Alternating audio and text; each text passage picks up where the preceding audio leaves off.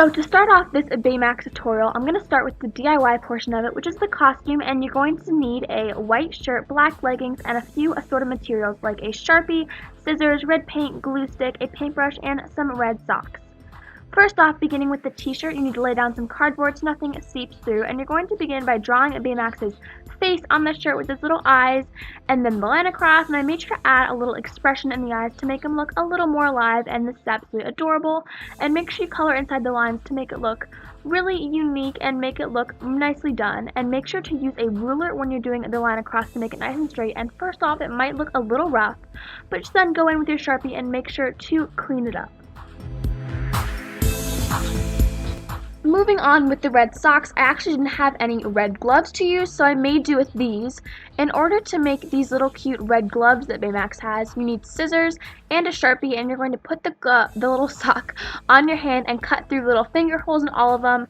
Kind of strange, I mean gloves would definitely be better, but then take the Sharpie and cut off the rest of the portion on the arm to make sure it's an even little glove, and then make sure to just cut that off, and there might be little flecks of sock everywhere, but once you swipe them off, it'll be good as new, and then do the same to the other one, and you have these cute little gloves that are workable, and it's only for one night, so they don't have to be perfect. And to make them more like Baymax, I'm adding these little purple dots by tracing something circular.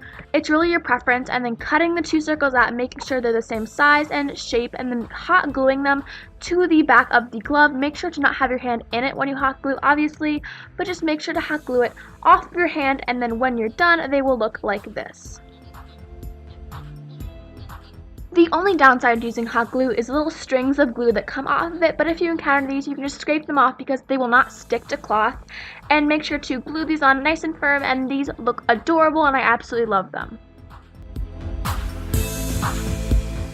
And when your gloves are set, you're going to be moving on to the head portion of it, so you need scissors, red paint, and a paintbrush, and some cardboard to lay down. I took some pictures for inspiration, and we're going to focus on the almost ear-like part of it when he's in his costume, when he's a superhero. Let's just begin by tracing out two pear shape, because that's what they look like, for his little ears, and painting them with this red paint and a paintbrush. It is actually fabric paint.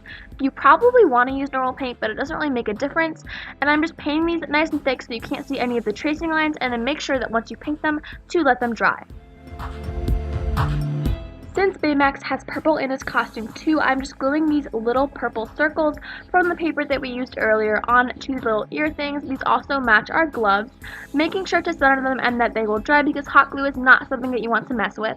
In order for them to stick in your hair, because they are his little ears, I just hot glued some bobby pins on the back, although I eventually later hot glued them to a headband instead because it worked better and it was easier to use. But if you want the look of them floating ears and make it look more realistic, this is definitely the way to go. But if you want to do this, make sure your hair is in a braid or something, because otherwise it kind of falls out. Finally, moving to the best part, which is the makeup, I am first applying Naked Skin BB cream to ensure my face is nice and smooth and flawlessly covered. It looks a little orange at first, but these only have 3 shades, so it actually adjusts to your skin tone. It's my favorite. I'm blending it in using my Urban Decay wet makeup brush. It's kind of the liquid foundation or BB cream brush. I love it. It works really well, and I'm blending this all over my face and then going in with my Revlon concealer and my beauty blender, just kind of highlighting underneath my eyes and adding it on top of my eyes to hide any veins in my eyes and then any little imperfections.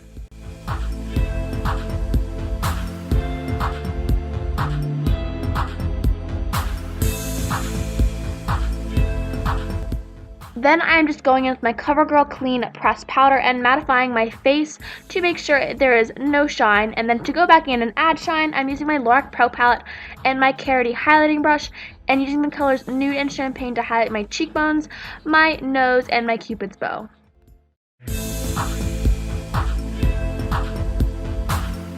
Then I'm taking my e.l.f. eyebrow kit and filling in the outer half of my eyebrow with the gel. This works really well for me filling in any sparse areas. And then I take my Lorac Pro Palette and my Carity angled brush and fill it in using the color Espresso, generally on the outer half, and then kind of ombreing it from light to dark from the inside.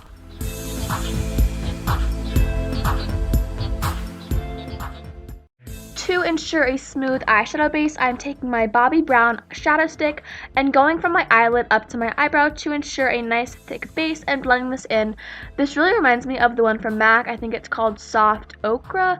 I can't really remember, but I love this one. It's definitely a bit cheaper and it works really well and nicely blendable. Time for the best part, which is eyeshadow. I'm taking the color Cream from my Lorac Pro palette and then white and mix them together to have a nice white base on my eye, and I'm using my Carity eyeshadow brush and I'm taking this all the way up to my eyebrow to give a nice light base so we can layer on the darker colors.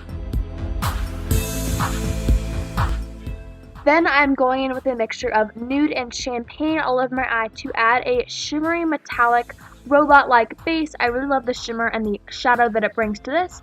And after I am blending this in, I am then adding it to my inner corners for a little bit of shine. This makes you look super awake and kind of changes your look. And finally, I'm taking this purple color from the Lorac Mega Pro 2 palette and smudging it underneath my lash line to once again bring in the purple from Baymax. This is really cool, actually. I've never done anything like it before. And then I'm kind of almost winging it out to the upper lash line, and it looks really cool. For the final step in the eyes, I'm using my Tarte eyeliner and drawing a very large wing, making sure to draw the line first, lightly line my eye, and then dragging the wing in. When you do drag the wing in, make sure that it is really straight because we really want a perfect eye look. Make sure to fill the wing in and then do the same thing on the other side, trying to get them as even as possible. And then when I finished, I decided it wasn't purpley enough, so I took the color Deep Plum from the Lorac Pro palette and then lined it up underneath my eye, making sure to mirror the wing on the top lash line. Then, any step before doing a nice lip is to use a lip scrub. Mine is the popcorn one from Lush, and then I'm lining my lips with this random red lip liner. Don't really know where it's from. Doesn't really matter. Make sure to outline your lips and then fill them in for a nice long-lasting base.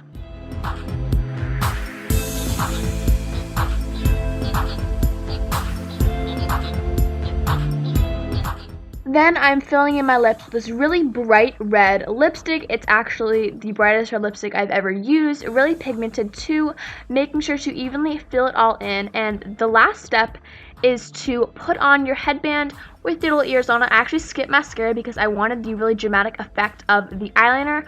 Put on your gloves and you're ready to go.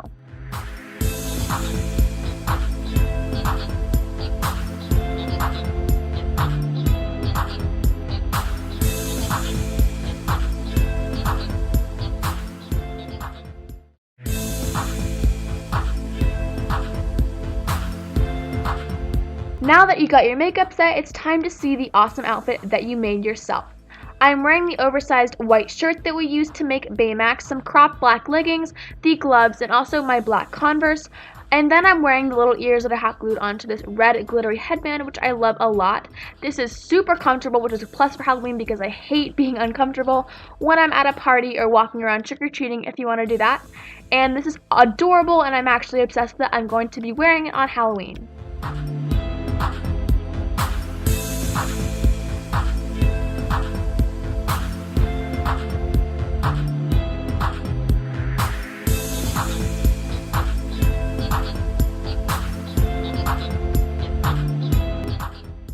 If you didn't want to be the superhero like Baymax, you could always take off your ears, your gloves, and then skip the red lip and do a more cartoon, softer eye. Either way, Baymax is adorable and he is the cutest character to be for Halloween.